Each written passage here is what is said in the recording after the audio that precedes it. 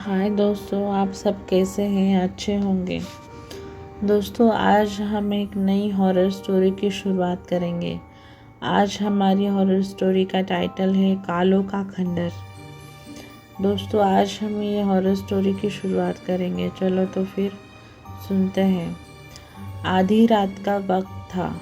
गांव के सभी लोग गहरी नींद में सो रहे थे।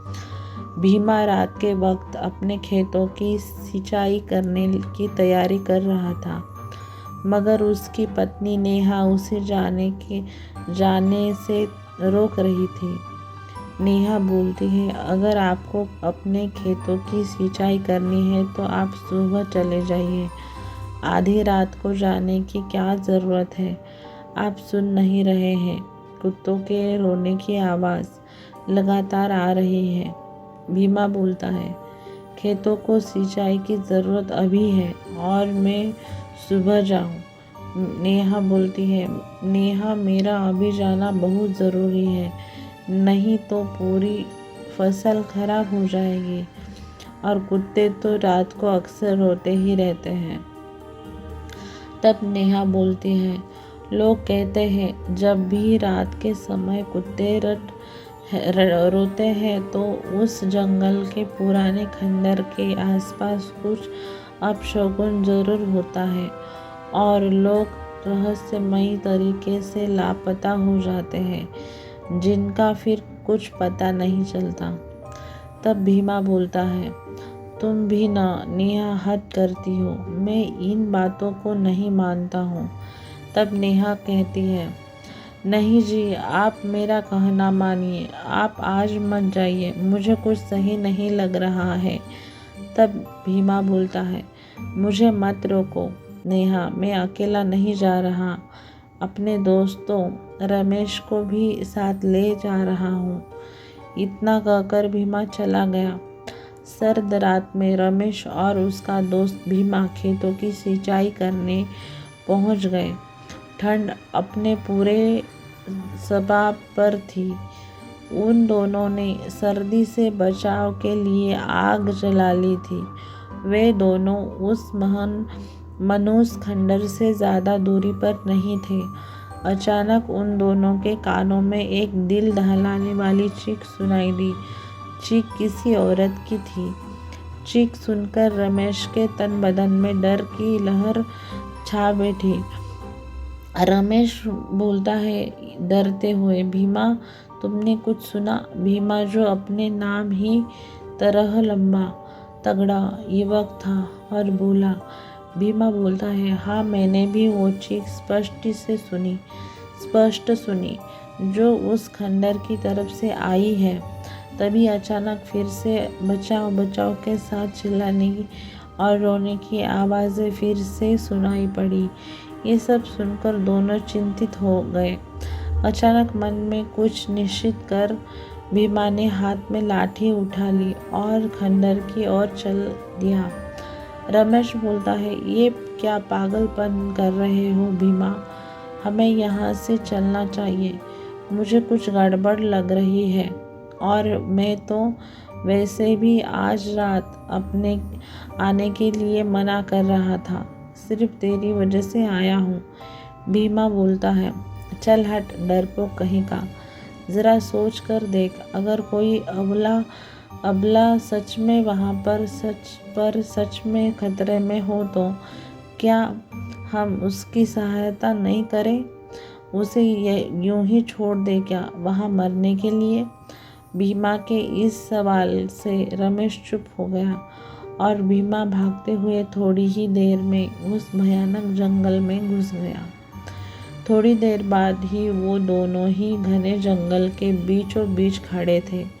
घने कोहरे में वो दोनों आंखें फाड़ फाड़ कर देखने का प्रयास कर रहे थे।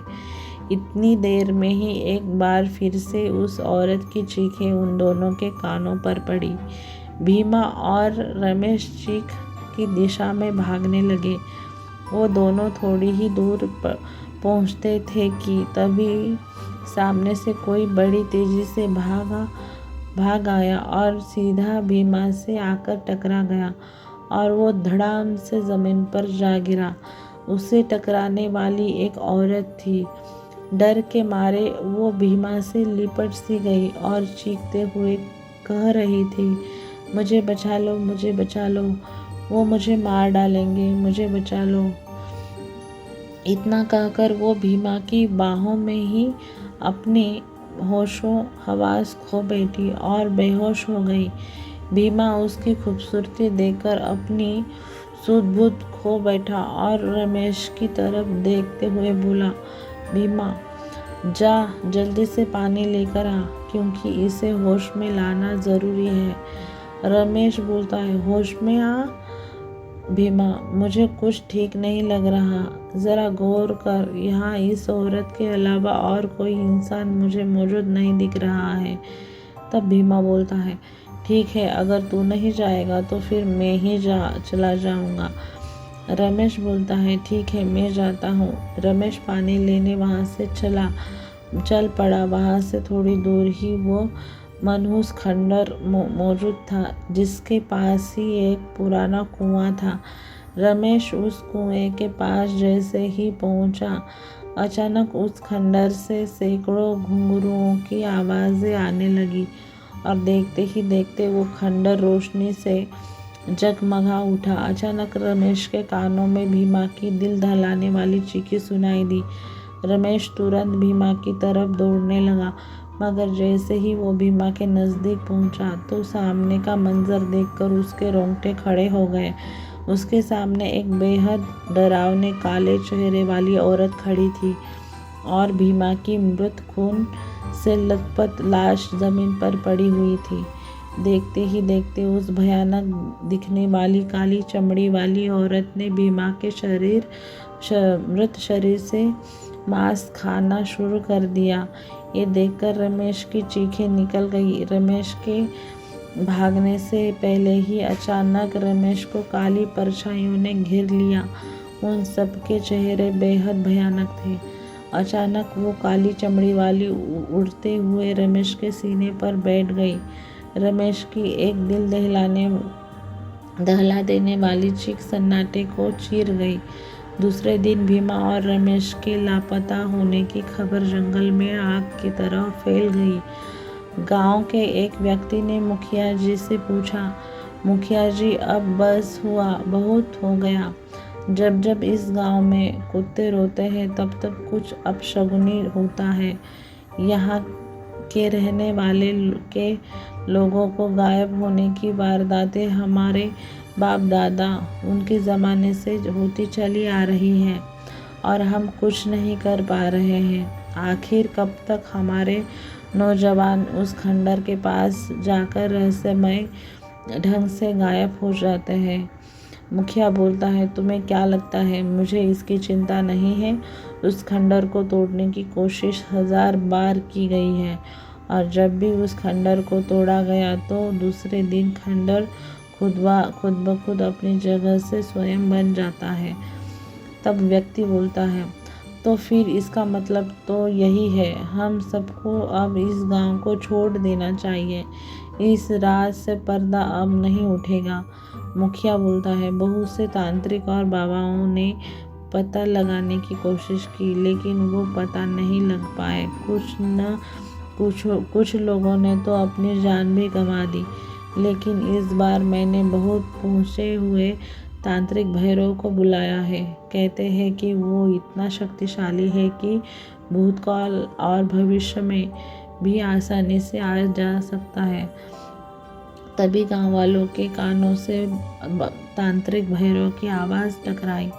भैरव बोलता है, अलख निरंजन, अलख निरंजन। भैरव मुखिया के नज़दीक आकर खड़ा हो गया। मुखिया ने हाथ जोड़कर बाबा को सारी स्थिति बताई। तब भैरव बोलता है, रात हो गई है, ये सही समय है, चलो मेरे साथ और यहाँ इस गांव में जिसके पास जितना पेट्रोल हो वो सब ले लो और सारे गांव वाले इकट्ठा होकर मेरे साथ उस खंडर पर चलो। इतना कहकर सभी गांव वाले बाबा के साथ उस खंडर में आ गए।